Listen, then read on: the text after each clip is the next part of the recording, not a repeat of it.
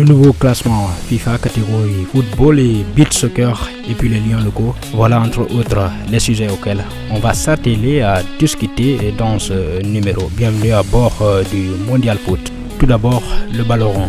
Le Sénégal, qui occupait la 18e place mondiale au classement FIFA, s'est retrouvé à la 19e suite au nouveau classement publié ce lundi matin. Les Lions perdent ainsi leur leadership en Afrique au détriment du Maroc, qui est aussi 11e au classement mondial. En effet, la percée des Lions de l'Atlas est due à leur victoire sur l'Espagne et le Portugal, respectivement en 8e et en quart de finale. Ils sont désormais 11e à l'échelle mondiale et pourraient terminer le mondial dans le top 10, toutes nations confondues, en cas de nouvel espoir bien sûr au Qatar. Ce sera après-demain face à l'équipe de France. Sur le plan mondial, le Brésil est toujours au premier, suivi de la France et de l'Argentine. La Belgique 4e et l'Argentine 5e boucle. Ainsi le top 5. À présent, classement mondial beach soccer, le Sénégal 4e.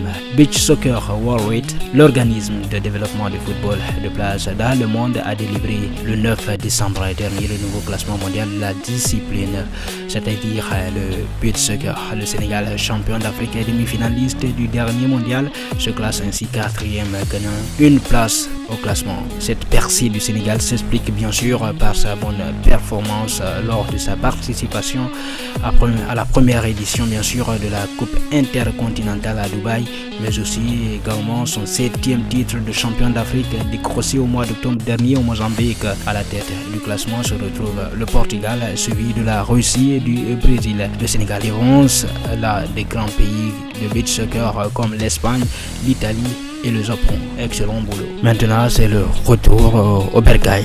La Teranga, le sélectionneur de l'équipe nationale locale du Sénégal. Bien sûr, je veux parler du football. Pape Thiaw a dévoilé la liste des joueurs convoqués à prendre part aux 2 prochaines sorties des Lions locaux dans le cadre justement de leur préparation pour le championnat d'Afrique des Nations, le CHAN. La sélection locale sénégalaise a lancé déjà sa phase 2 de préparation en vue du CHAN Algérie 2023. Après plusieurs semaines de regroupement au centre Jules François Bocandé de Toubab Dialaw, où le sélectionneur national a pu tester plusieurs joueurs ici du championnat local. 26 joueurs ont été retenus pour disputer les 2 matchs amicaux que sont l'Algérie et le Maroc. Parmi eux, bien sûr, l'expérimenté gardien de Casa Sport Alioune Badara Fati, le latéral droit de Teguet également Montarou Baldé, l'attaquant vedette de Dakar Sacré-Cœur également Moussa Kanté ou encore Lamine Camara de Génération Foot. À revanche, Pape Thiaw a décidé de se passer de Jean-Barthélemy Diouf. Arrivé dans la capitale algérienne ce lundi matin, les Lions locaux vont défier l'Algérie en amical samedi 17 décembre prochain pour leur premier test. Ils vont ensuite quitter Alger le dimanche pour rallier le Maroc où ils disputeront leur second match amical contre la formation marocaine le 18 décembre. Et donc, pour rappel, le Sénégal qui retrouvera cette compétition 12 ans après est logé dans le groupe B en compagnie de la RD Congo, l'Ouganda et la Côte d'Ivoire. Ce tournoi réservé exclusivement aux joueurs qui évoluent dans les championnats nationaux est prévu en Algérie du 13 janvier au 4 février 2023. Un bonus Coupe du Monde pour se quitter bien évidemment. Argentine-Croatie. La victoire de l'Argentine en quart de finale contre les Pays-Bas a mis en évidence ses forces et ses faiblesses, car après avoir pris l'avantage 2-0 grâce à la magie de Lionel Messi, le match a dégénéré avant de s'achever sur une victoire au tir au but. Sous pression depuis leur surprenante défaite de 2-1 en phase de groupe face à l'Arabie Saoudite, les Argentins ont réussi à atteindre les demi-finales pour la 6e fois de leur histoire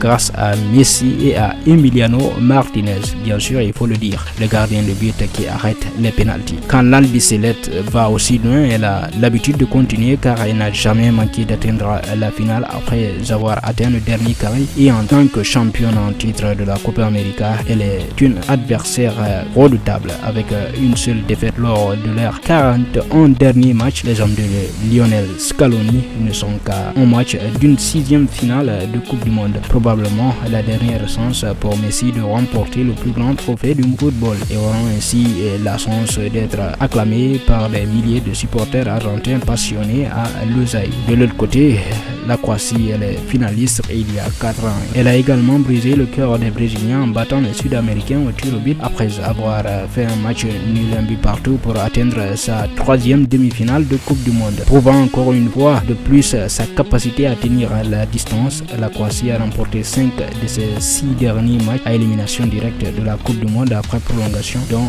4 au tir au but, ce qui signifie qu'elle possède un bilan parfait au tir au but en Coupe du Monde. Maintenant là, les joueurs à suivre sont bien évidemment les 2 meilleurs compétiteurs de leur génération, l'Argentin Lionel Messi et le Croate Luka Modric, chercheront ainsi à dicter le jeu. Modric n'a peut-être qu'une seule passe décisive à son actif dans ce tournoi, mais son influence est énorme. Il a notamment contribué à aider son club, le Real Madrid, à battre le PSG de Messi en 8e de finale de la Ligue des Champions la saison dernière. Donc à suivre et voir comment est-ce que ça va se passer demain à 19h GMT.